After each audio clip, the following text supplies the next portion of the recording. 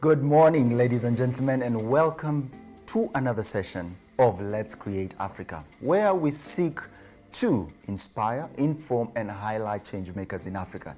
Today, I want to introduce a special guest to you, but before even that, please remember you can always reach out to us via YouTube, Twitter, Instagram, any social platform, either at Waihiga K.Muturi or at Let's Create Africa, where you can also watch this. But better yet, you can also watch it on Metropole TV, the YouTube Metropole TV channel. So please tune in as we wait to hear from you. Please send us questions. We want to hear from you. Please send us reviews. Please send us your comments. We want to know from you, because our guest also is waiting to hear from you. Remember, the hashtag is Let's Create Africa. LETS Create Africa. So we're waiting to hear from you. Thank you very much. I would like to introduce our special guest again, Mr. Frederick Tafadhali. How are you, sir?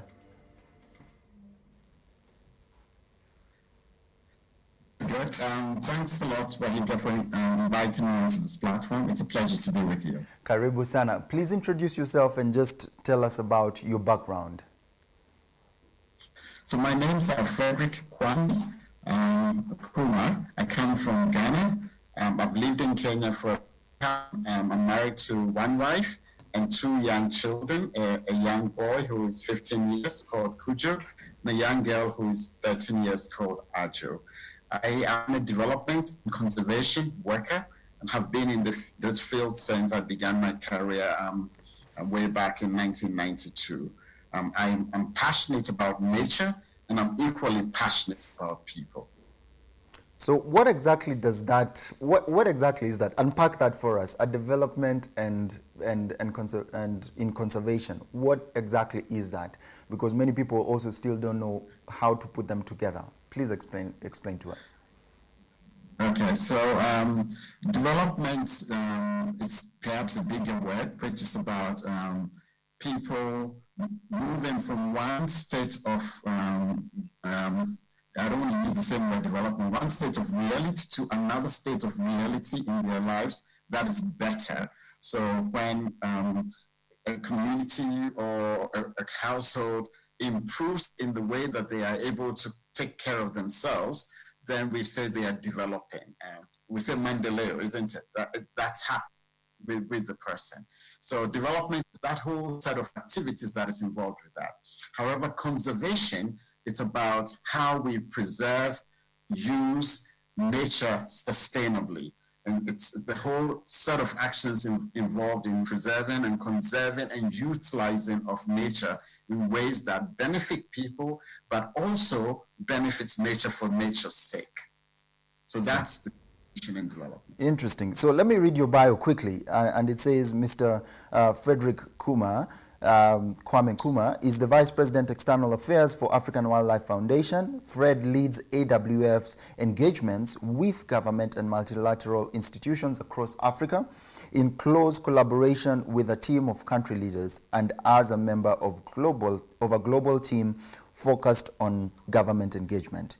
He's responsible for working across the organization to devise strategies to cultivate leadership for wildlife and wildlands from African leaders. He's a seasoned negotiator and influencer. So Fred, please tell us more about your work as a negotiator and influencer. What is that exactly, and what does it entail? The work of development and conservation is really about helping to change people's mindsets and also helping to put in place decisions that can support nature. So that requires some level of negotiation.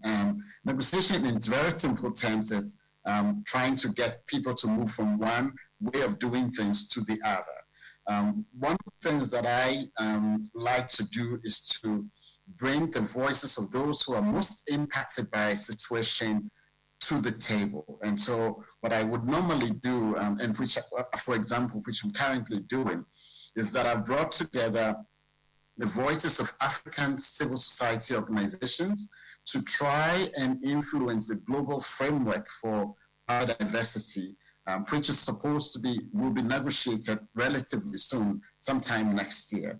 Africa has 54 votes, 54 countries. Africa has decided to come together under what we call the Africa group of negotiators. And what we are doing, a group of negotiators are government parties, government individuals from government. So what as civil society we are doing is having a dialogue with the government negotiators to help them hear and understand the perspectives of civil society being the common people, the Wananchi, that are affected by decisions that government takes. So my role in that is just putting civil society together with government to talk about the priorities that they should be negotiating for us, for ordinary people's benefit. So that's one of the things I do. I think one key area of my work is organizing and bringing the voice of ordinary people to bear on decisions that are taken by governments and leaders. Interesting. So with that in mind, why is it so important for you to have Africa at the negotiation table when it comes to conservation matters and development, actually? Okay, so think of it this way. For everything that we do and now globally, there are certain sets of rules that govern those actions. And there are conventions that position certain actions. So for instance, the most common convention that you all know would be the Sustainable Development Goal. That's a convention. The other big convention is basically the UN Climate Change Convention, UNFCCC, which provides guidance for what we do to moderate our climate. The third big convention that we have is a convention for nature, and it's called the Convention for Biological Diversity. This convention comes up every 10 years for review, and we are in a 10-year cycle of review. Yes. Its vision is up to 2050, but every 10 years you review it. And in that review dialogue, you set targets, targets that are normally required of every country to try and meet. So what we want to do this year is to negotiate the best targets that will benefit people. Okay. And it's really important because when those targets are agreed globally, it has mandated countries to in those targets. So Kenya will take those targets and review its national development strategies to ensure that those targets are global targets. But the first step in this process is to influence the global targets. The second step is to ensure that the national targets that we have are aligned to the global targets. Okay. And the third step is to ensure that those targets nationally are integrated into all the production and conservation sectors in government, if you may. Agriculture sector, tourism sector are all taking up those targets going forward. Okay, interesting. So somebody's asking, in your line of work, Fred, when you talk about conservation, what exactly are you dealing with? Is it, then with your position at Africa Wildlife, what exactly are you dealing with? Is it just wildlife? Is it just a whole ecosystem of biodiversity? What exactly are you dealing with? They want to know, is it flora, fauna, etc., etc.? So like I said, conservation, it's about how we preserve, how we use nature. All those three things are really important. And in my line of business, with the three things, how we preserve, how we conserve, and how we in ways that benefit people and ensure that people are getting equitable and fair benefits from nature. Because without the benefits to people, you don't have an incentive to conserve. Hello, Fred, we lost you there for a minute. Okay, Fred, we lost you there for a minute. In the meantime, please allow me to read your bio as we wait to solve the technical issue. So, as we go to the bio for Frederick Kumah, it said, in his previous role as the WWF Regional Director, he actively engages, or better yet, he engaged youth at WWF's first African Youth Conference, leading to the Declaration for Nature and the inception of the Africa Youth for Nature movement, and continues to be a strong advocate for women and youth engagement in biodiversity conservation and the development agenda. As we continue, I must also admit, This gentleman has quite the biography. But let me read just this small part in case people are wondering, how exactly do you get even into such a career?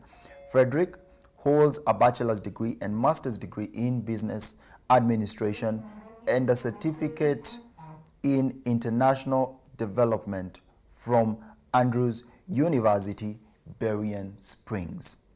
Fred, I can see you're back. Thank you. I can see you're back. Thank you for getting back. You are really getting into the meat of the matter, and we lost you there because of a technical issue. I would like you to repeat that again, tafadhali. And let me just repeat the question. When it comes to conservation, what angle of conservation are you working on? Or is it the whole periphery of conservation by itself? Please continue. So I represent the Africa Wildlife Foundation, and our overall goal is that we want to see a world where people are living in harmony with nature. Mm-hmm. And specifically in Africa, we want to see African voices truly influencing the narrative and dialogue of conservation and development. Ultimately, what we want to see is that nature, in terms of wildlife and in terms of wildlands, are thriving even as people develop, because economies will have to develop and people will have to develop. So we look at the whole area of conserving nature as well as how nature can be utilized for people in a sustainable way. Okay, thank you very much for that precise answer. Another question from a gentleman called Richard. He's asking, when it comes to the terms of what happened at Tsavo, the wildfires that happened, how exactly does that affect you, and how does AWF come into such a conversation? So wildfires are actually, in a strange way, a natural phenomenon. All through history, at any point in time during the dry season, wildfires happen. The issue is not whether you have wildfires, it's how you control wildfires. Actually, wildfires are important for regeneration of nature. Oh. But in many countries, especially the global south, we do not have the capacity to effectively manage and control wildfires. And especially with climate change, the weather is becoming drier, and so the wildfires are becoming bigger and more extensive and have greater damage. To manage wildfires, to mitigate the impact of wildfires, that's a whole area of work that organizations need to do alongside national governments. Preparedness is critical, and then mitigating the impact of wildfires are the two key things to engage with. Okay. Then so in terms of Tsavo or any place about preparing adequately and responding when the wildfires take place. Okay, thank you. So because of the technical issue, Fred, you'll allow me not to take a break and we continue on this? Okay. Okay, thank you. So another lady, Maria, asks, in regard to the United Nations Decade on Biodiversity, how exactly at the moment can we be relevant in that conversation, not only as Africa, but even as young people in Africa? So the United Nations Decade on Biodiversity, in a sense, helps to elevate the focus around biodiversity. And then in the next 10 years, the decade aligns with the global biodiversity framework. So the decade is basically celebrating a 10-year period where we all do what we can to halt biodiversity loss and to restore nature to what it used to be, okay? You do know most likely that over the last 60 years, Africa has lost close to 40% of its biodiversity because of human-related activity. The question for us is that how can we stop the loss of biodiversity, the degradation of nature, and move it more towards restoring nature in ways that benefit people? I think it's possible. I think young people can start at the personal level. Ask yourself, what do you consume on a daily basis, and what are the implications for biodiversity? Okay. It's a simple question, but it has huge implications. Because, for instance, if you're constantly buying clothes and you're not thinking through the fact that clothes come from some natural source, yes, then you are, in a sense, utilizing nature in ways that are not responsible. And if you multiply this from you to every young person, young people today constitute about 60 to 70% of Africa, that's a significant amount of clothes being consumed. So reducing the way we consume things and thinking through that, it's important. The other is also having a discussion within your community about what needs to be done. Many times things go wrong around us and we do not say anything about it. I'll give an example. Say the Nairobi river that passes through Nairobi. There's been several attempts to clean the river up, but it has never really succeeded. But that river could be a significant source for income generation for young people. It could be a significant source for tourism for Nairobi, but it could also be a source for food and livelihoods for ordinary people. So contributing to nature-related initiatives around you would be another way of doing things. So before you go to the policy level, think practically. What can I do? But then moving to the policy level, ask yourself, what decisions are your governments and local and municipality leaders taking, and how is that impacting nature? What are they doing about watersheds? How are they using land? How are they taking public land? And how are these decisions impacting space for people and space for nature? So the different levels, you've got to think first at the individual level and go to your surrounding and then go to your decision makers. Great. Then Fred, somebody is asking also, hey, good thing. People seem actually very concerned about conservation matters and development. So that's a good thing. Somebody is asking, what are your impact highlights? The highlights of your work. What could you name a few, and why does it matter? Okay, so I'll name a few from the WWF perspective. WWF has been really good at leadership, the whole area of grooming leaders of the future. And we believe very strongly that until African leaders begin to shape the narrative of conservation and development, that narrative will not get to the place where it delivers for Africa. We know what the issues are best. So WWF has invested over the years through the Charlotte Fellowship, through its conservation and leadership and management program, in individuals and in growing African leaders for the area of conservation and more broadly for nature. The other key thing AWF has done to also look at wildlife enterprises. AWF feels very strongly that wildlife and more broadly nature needs to deliver for people. And so we work with communities to look at ways in which their agriculture, their pastoralists work, their work outside types of livelihoods are delivering for people. Okay. And we've invested significantly in building tourism lodges, working with communities who own those lodges and to make money out of it. We work with young people to be part of the pipeline of conservation actors on the ground as scouts, and they are paid adequately for the work they do. Scouts are almost like rangers, and they contribute to protecting nature on the ground. So the whole area of wildlife enterprises is an area that we've been involved in. We've actually also created social enterprises, bringing investors in to invest in enterprises on the ground that benefit people but are aligned with nature. The third area of work that we have been involved in, it's really hands-on nature conservation. We've worked with KWS, Kenya Wildlife Services, and other national protected area authorities to preserve and conserve protected areas. Currently, we are working in Savo alongside Kumasi on the Tanzanian side, looking at the transboundary relationship in that protected area and trying to work in ways where we can protect nature in that setting, stopping illegal wildlife trade, putting boots on the ground in terms of animals. We have dogs, sniffer dogs, that help to detect illegal wildlife trade and to apprehend people engaged with illegal activity. So that's the hands-on work on the ground. But beyond the hands-on work with the rangers and with protected area authorities, with illegal wildlife trade, we also work with people, like I've just said, and we also work with leaders. Okay, Fred, I want to ask 3 last questions and then we can close this for the day.